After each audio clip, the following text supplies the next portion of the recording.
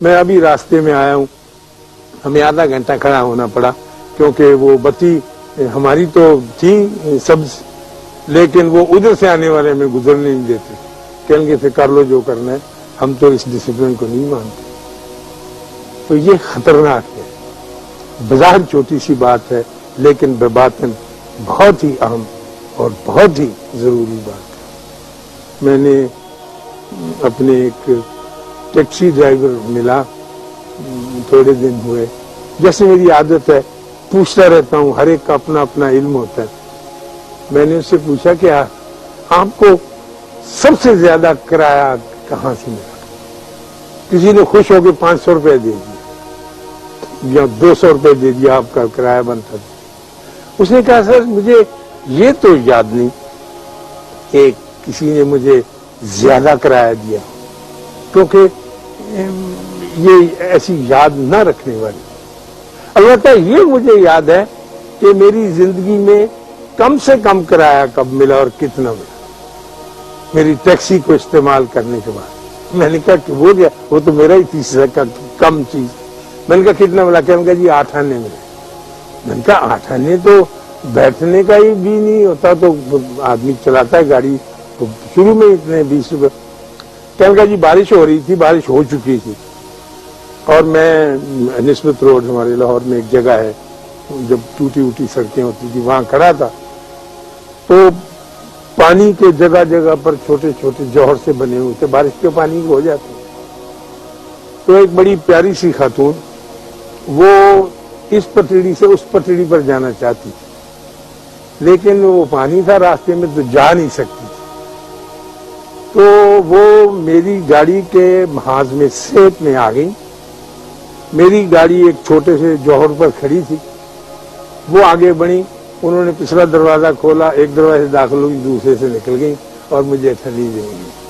سمجھے نا، یہ چھوٹا سا کام تھا، اسے اب تک یاد ہے کہ دنیا میں سب سے کم کرایہ جو مجھے ملا یہ، اور انہوں نے جس طرح سے سڑک کراس کی ہے۔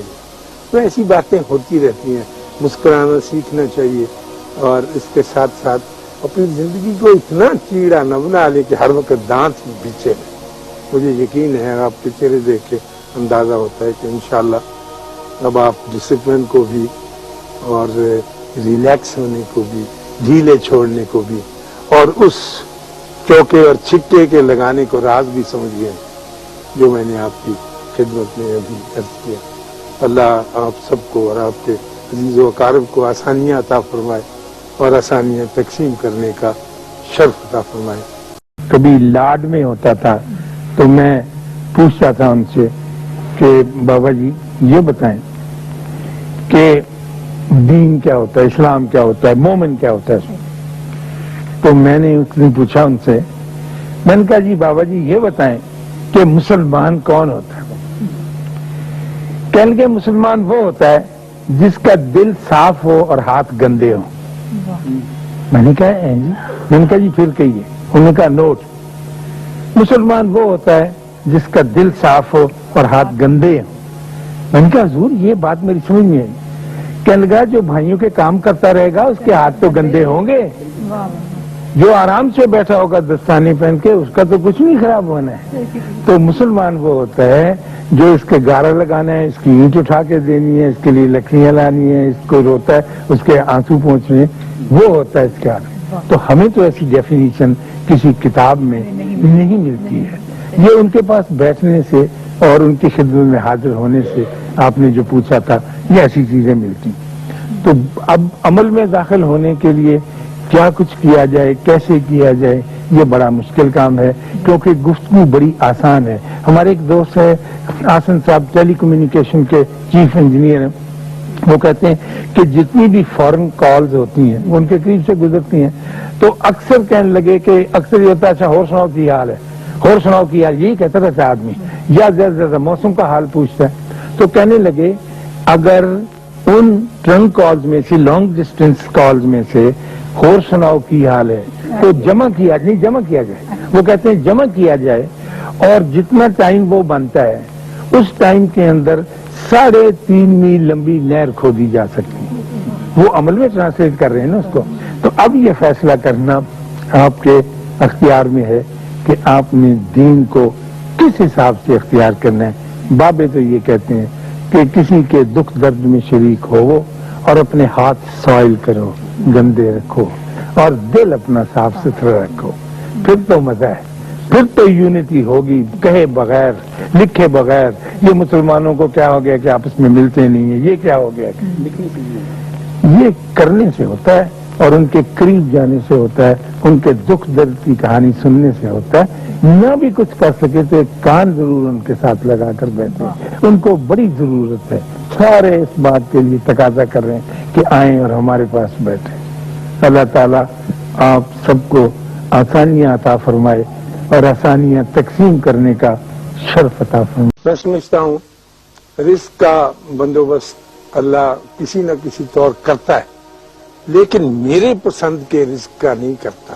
میں چاہتا ہوں کہ یہ میری پسند کا رزق ہونا چاہیے، میں جو کچھ خواہش کرتا ہوں وہ پوری ہو۔ تو ہم لاڈلے تو ہیں اللہ کے، لیکن اتنے نہیں جتنے ہم خود اپنے آپ کو سمجھتے ہیں۔ ہمارے بابا جی کہا کرتے تھے کہ اگر کوئی آدمی آپ سے سردیوں میں رضائی مانگے تو اس کو ضرور بندوبست کریں، کیونکہ سردی کا موسم ہے اور اس کو ضرورت ہے رضائی کی، لیکن اگر وہ یہ شرط عائد کرے کہ مجھے پلش کی رضائی دو تو پھر اس کو باہر نکال دو کہ نہیں، تیری ریکوائرمنٹ جو ہے یہ مختلف ہوگی۔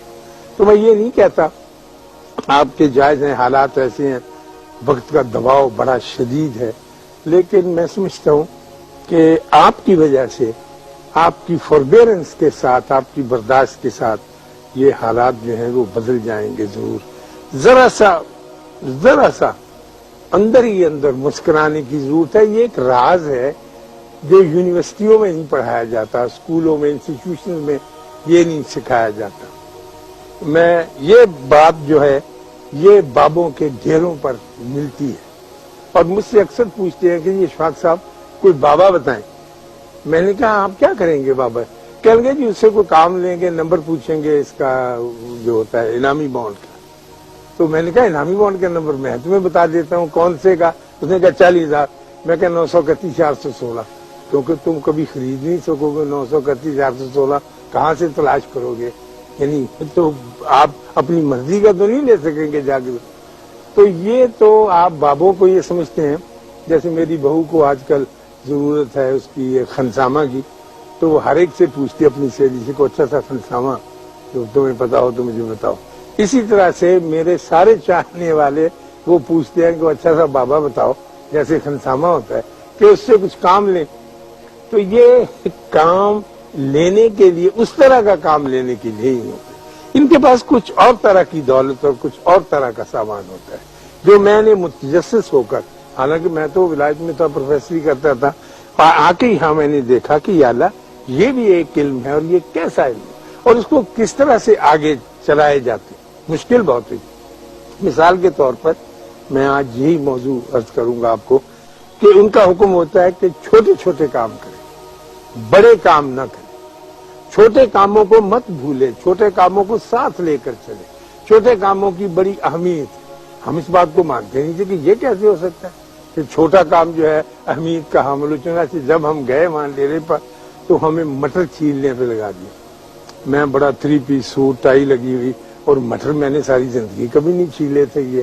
پھر انہوں نے لہسن کی پوتھیاں دے دی، ترئی نہیں ہوتی کہ اس کو چھیلو، سارے ہاتھ میں بدبو آنی شروع ہوگی۔ میتھی کے پتے الگ کرو، ڈنٹل اس کے باریک باریک کاٹو۔ یہ جو مشقت ہوتی ہے، جس سے اب تو خواتین بھی نکل گئی، ہماری بچیاں، میری بیٹی ہے ایک ہماری زنیرہ، اس کو کوئی کام دے دیں چھوٹا، کبھی یہ خط پہنچا دینا، وہ کہتی بابا یہ تو معمولی سا کام ہے، مجھے کوئی بڑا سا کام دو، اتنا بڑا کہ میں کر کے دکھاؤں آپ کو، یہاں سے اوپر شٹل میں جانے کا کام۔ تو میں کہتا ہوں یہ خط تو پہنچانے کی، کہ نہیں یہ بڑا ہی رہ گیا میرے پاس۔ تو اس طرح کا بھی زندگی میں کام جو ہے چلتا ہے ہماری، اور ان کا مقصد یہ ہوتا ہے کہ آپ کو ڈسپلن کس طرح سیکھیں۔ اور یہ چھوٹے کام جسے آپ چھوٹا سمجھتے ہیں، وہ ضرور یاد رکھیے کہ انبیاء کی غلامی میں یا ان کی نوکری میں شامل ہونے کے لیے چھوٹے کام کو ضرور اختیار کرنا چاہیے، اگر آپ یہ چاہتے ہیں ان کی نوکری، کیونکہ انہوں نے کیا، کسی وجہ سے کیا ہے۔ یہ میرا منجلا بیٹا تھا، جب وہ ایف اے میں تھا تو کہنے لگا مجھے 2 بکریاں لے دیں، پیغمبروں نے بکریاں چرائی ہیں، میں بھی چراؤں گا۔ تو ہم نے اس کو 2 بکریاں لے دی، لیکن وہ 5ویں چڑھے روتا ہوا آ گیا، کہنے لگا یہ تو بہت مشکل کام ہے، میں ایک کو کھیت سے نکالتا ہوں، دوسری بھاگ کے ادھر چلی جاتی ہے، اس کو پکڑتا ہوں، پھر اس نے دونوں کے گلے میں رسی ڈال دی۔ میں نے کہا یہ کام نہیں، پیغمبروں کو میں نے بابا جی سے پوچھا کہ ان کو بکریاں چرانے کا کیوں حکم دیا جاتا تھا؟ انبیاء کو ان کا درجہ، ان سے بڑا درجہ کسی کا ہے ہی نہیں۔ تو بابا جی نے فرمایا کہ چونکہ آگے چل کر زندگی میں ان کو نہ ماننے والے لوگوں کا سامنا کرنا پڑتا ہے، نہ ماننے والے ہی ہوں گے نا جتنے بھی کفار تھے، تو ان کو سکھایا جاتا ہے کہ دنیا کے سارے جانوروں میں نہ ماننے والا جانور بکری ہے۔ اس کو ایک کھیت سے ہٹاؤ پھر آتی، گڈریا اٹھ کے جاتا ہے، اس کو رہتا ہے، پھر ایک لقمہ ڈالتا ہے، پھر بکری اسی جگہ پر جاتی ہے جہاں سے منع ہے، اور مارنا نہیں، سینگ نہیں توڑنا، اس کو تکلیف نہیں پہنچانی، لیکن ساتھ ساتھ اس کی مدد کرتے چلے جائیں۔ تو آپ نے دیکھا ہوگا اب ہمارا موسم ہے کرکٹ کا، تو ہمیشہ ہی رہتا ہے، لیکن اس میں کبھی آپ غور کریں، میں تو اتنا اچھا واچر نہیں ہوں، لیکن میں محسوس کرتا ہوں اور دیکھا کرتا ہوں، تو پھر اس کھلاڑی کو بڑے ادب اور بڑے احترام سے، شوق سے اور بڑی محبت سے دیکھتا ہوں۔ ہر بیٹسمین اپنے مضبوط ہاتھوں اور مضبوط کندھوں اور پر استقلال جمائے ہوئے قدموں اور اپنے سارے وجود اور اپنے سارے سیلف کی طاقت کے ساتھ ہٹ نہیں لگاتا بلے کو، وہ اس کے سر کی ایک چھوٹی سی جنبش ہوتی ہے جو غیر مرئی نظر نہیں آتی کسی کو، جب تک وہ مومنٹم میں نہ آئے، میں سمجھا سکتا ہوں نا، تو اس وقت تک نہ چوکا لگتا ہے نہ چھکا لگتا ہے۔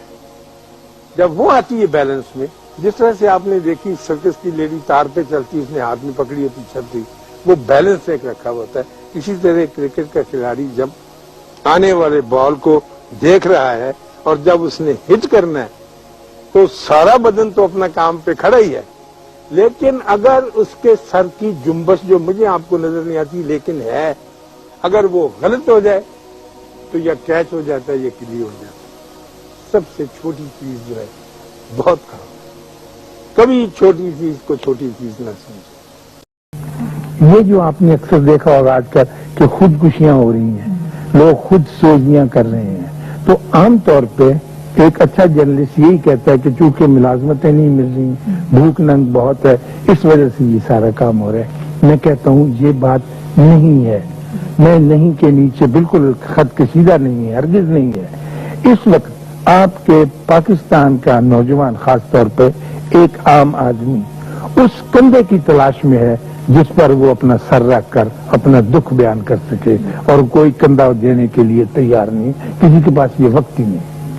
اگلے زمانے میں، ہمارے وقتوں میں یا ہمارے باپ دادا کے زمانے میں دکھ سکھ کرنے کے لیے لوگ ایک دوسرے سے ملتے تھے، ان کے پاس اکنامکس کے اتنے مسائل اور اتنی پرابلمز نہیں ہوتی تھی۔ ولایت والوں نے یہ طریقہ نکالا کہ وہ دکھ سننے کے لیے فیس لیتے ہیں۔ یہ سائیکاٹرسٹ جو ہوتے ہیں، سائیکو تھراپسٹ جو ہوتے ہیں، یہ آپ سے $300 فی گھنٹہ لیتے ہیں اور وہ کہتے ہیں کہ پرسوں پھر آ جانا، تم اپنے دکھ بیان کرو، مجھے پیسے دے دو۔ ہمارے یہاں بھی اب ایسے ادارے قائم ہو گئے ہیں۔ اگر آپ لاہور کی نہر کے کنارے کنارے جائیں تو 2-3 بورڈ آپ کو نظر آئیں گے ماہر نفسیات کے، جو یہ کہتے ہیں کہ اگر آپ نے اپنا دکھ بیان کرنا ہے تو $200 گھنٹہ مجھے دے دیں، دکھ اپنا بیان کر کے چلے جائیں۔ تو وہ بھی ایک تھراپی ہے، لیکن یہ پہلے زمانے میں ہمارے یہاں مفت اور عام ہوتی تھی۔ اب لوگ اتنے مصروف ہو گئے یا کسی وجہ سے اس میں پھنس گئے تو نہیں ہو سکے۔ تو جب تک عمل کے اندر آدمی داخل نہیں ہوگا، دوسرے آدمی کو یقین نہیں آئے گا کہ یہ میرا کچھ لگتا ہے، میرا کچھ بھائی بند ہے۔ اگر آپ اس کو صرف تقریر کر کے چلے جائیں گے تو اس کی انفارمیشن میں اضافہ ہو جائے گا، اور خطرہ یہ ہے کہ وہ ساری انفارمیشن سمیٹ کے ایک اگلے آدمی سے وہ بات کرنے لگ جائے گا۔ آپ نے اکثر دیکھا ہوگا، کبھی آپ نے ہمارے ٹیلی ویژن کے پروگرام دیکھے، بچوں کے جو بڑے کھٹاکھٹ فٹافٹ دینی باتیں، سوالوں کے جواب بڑی تیزی سے دیے جاتے ہیں، وہ انفارمیشن ہوتی ہے، اس کا ذات کے ساتھ یا اپنے وجود کے ساتھ یا اپنے سائیکی کے ساتھ کوئی تعلق نہیں ہوتا۔ تو آپ نے جب تک آپ چھوٹی چیزوں پر، معمولی باتوں پر جو آپ کی توجہ میں کبھی نہیں آئی، اپنے بچے پر، اپنے بھانجے پر، اپنی بھتیجی پر، جب تک اس کی کسی چھوٹی سی بات کو دیکھ کے خوش نہیں ہوں گے تو آپ کو کوئی چیز دولت دنیا کی خوشی نہیں عطا کر سکے گی، کیونکہ روپیہ پیسہ جو ہے وہ خوشی عطا نہیں کر سکتا۔ روپے پیسے سے آپ کچھ چیز خرید لیں، مرد کوئی کیمرہ، کوئی پین، اور خواتین کپڑے مثلا خریدتی، بے شمار خریدتی ہی چلی جاتی ہیں کہ یہ ہمیں خوشی عطا کرے، لیکن جب وہ چیز گھر میں آ جاتی ہے ایک مرتبہ، آپ نے اس کی بذات کی دکان پہ دیکھا ایک خوبصورت ٹوٹا تو لے لیا، جب گھر آ گئے تو اس کی قدر و قیمت گھٹنی شروع ہو گئی۔ پھر یہ ہوتا ہے کہ ایک مرتبہ پہن لیا اور سب کو دکھا دیا، روب جما دیا، ساری دارو گوما نورو جو ہے پریشان ہو گئے کہ آپا جی نے کیا کیا، پھر ختم ہوگی اس کی وجہ۔ تو خوشی تو آپ کی نہ رہی نا اس میں۔ خوشی تو ایک ایسی چڑیا ہے جو آپ کی کوشش کے بغیر آپ کے دامن پہ اتر آتی، آپ تیار بھی نہیں ہوتے اس کے لیے، آپ نے کوشش بھی نہیں کی ہوتی، لیکن وہ آ جاتی۔